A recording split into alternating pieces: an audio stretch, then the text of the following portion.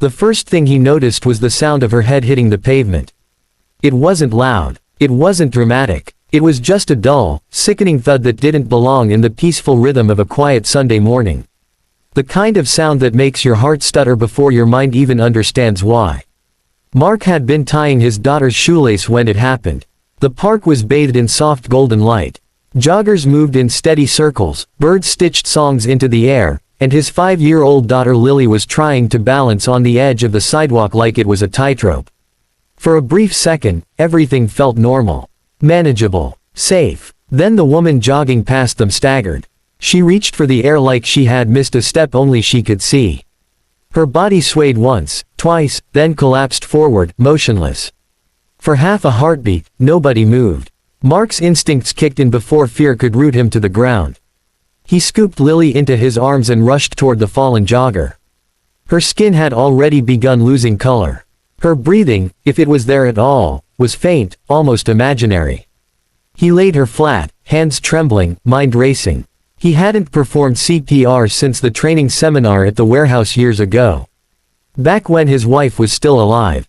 Back when life felt like something he controlled instead of survived. Now there was no time for doubt. He pressed his hands against her chest and began counting, forcing himself to remember the rhythm. 30 compressions. 2 breaths. Again. Again. Again. Lily stood frozen a few feet away, her tiny hands clutched against her dress, whispering for him to fix her.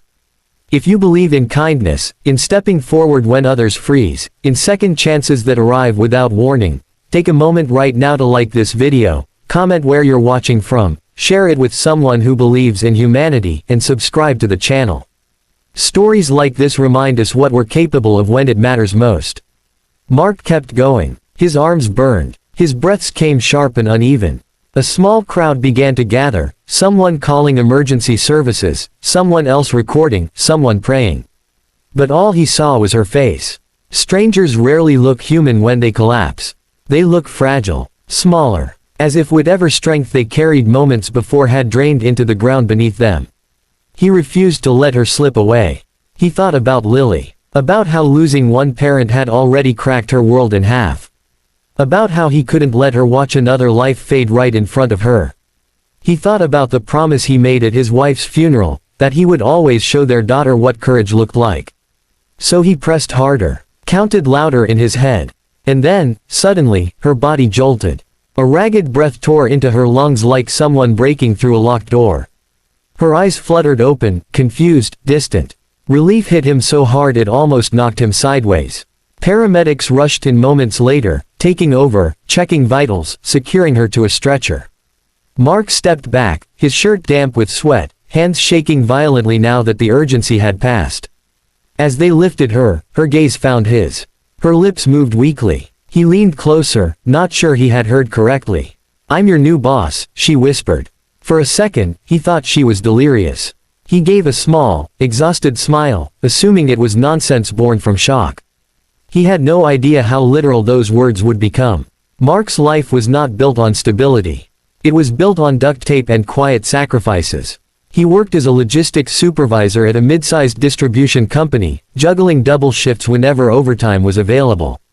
The pay barely covered rent, daycare, and Lily's growing needs. Grief had a way of making everything more expensive, not just financially, but emotionally. Every morning felt like a test he hadn't studied for.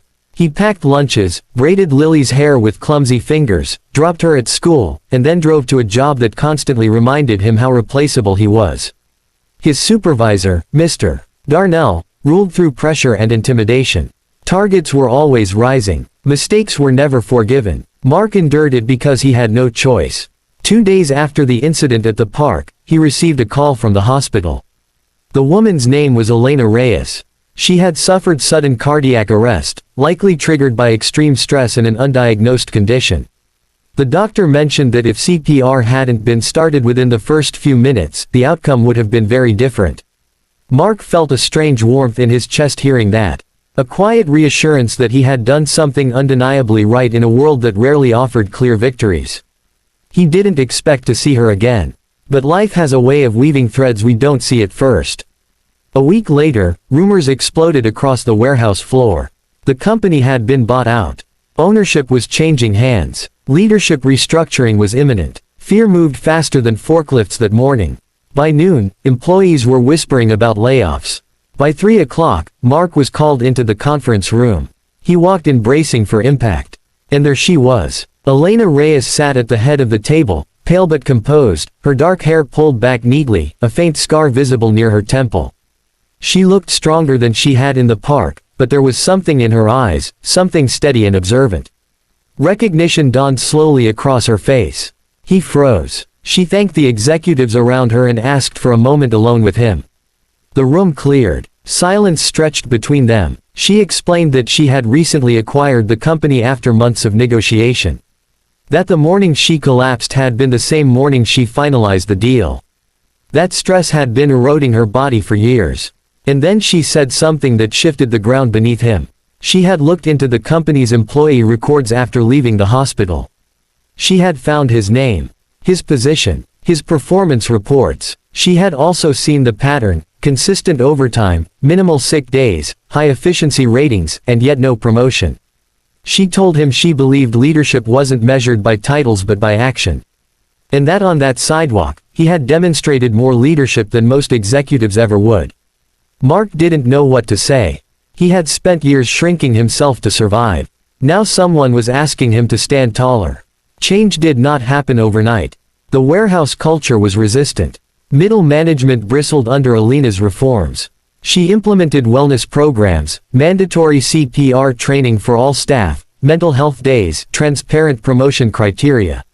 Some called it naive. Mark found himself caught in the crossfire. Elena promoted him to operations manager within a month. The pay increase was significant. The responsibility even more so. He faced resentment from former peers who thought he had climbed too quickly. He faced skepticism from supervisors who questioned his authority. He faced his own doubts most of all. At home, Lily noticed the difference. He wasn't as exhausted. He smiled more. He attended her school recital without checking his phone for shift updates. But pressure followed him like a shadow. One evening, after a particularly brutal meeting where senior staff challenged every new policy, Mark sat alone in his office staring at his reflection in the dark window. He wondered if he was out of his depth. If saving a life was easier than rebuilding a broken system. Elena walked in quietly. She spoke not as a boss, but as someone who had stared at death and returned. She admitted she had built her empire on ambition and control, sacrificing sleep, relationships, even her own health. Collapsing in that park had forced her to confront the cost of her success. She said he had reminded her what truly mattered. That moment wasn't about corporate strategy. It was about perspective. Together, they began reshaping the company slowly. Listening sessions, fair wage adjustments, training programs for internal advancement. Months passed. Productivity didn't drop like critics predicted. It rose. Turnover decreased. For the first time in years, employees laughed during breaks instead of counting minutes until clock out. Mark still worked hard, but now his effort felt purposeful. On the anniversary of the park incident, Elena organized a company-wide CPR certification day in the same park where she had collapsed. Families were invited. Lily ran through the grass while employees practiced chest compressions on training dummies. Mark watched the scene unfold, overwhelmed. 1 year earlier, he had been a widower barely holding his life together.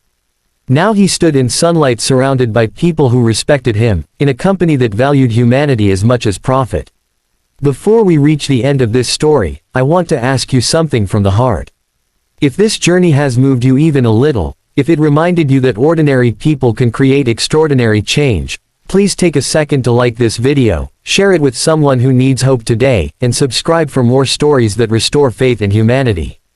And here's something special: comment the word "second chance" below if you believe one act of courage can change more than just one life. That afternoon, Elena approached him once more. She thanked him again, not just for saving her life, but for helping her rebuild it differently. Mark looked at Lily chasing bubbles near the fountain. He realized that the greatest promotions aren't printed on contracts. They're written in the quiet shifts of who we become. He had started that morning in the park as a tired single dad trying to survive another day. He ended the year as proof that compassion can ripple outward in ways we never predict. Because sometimes the person you save ends up saving you right back. And sometimes, the whisper you almost dismiss becomes the turning point of your life. Mark never forgot the sound of that dull thud on the pavement.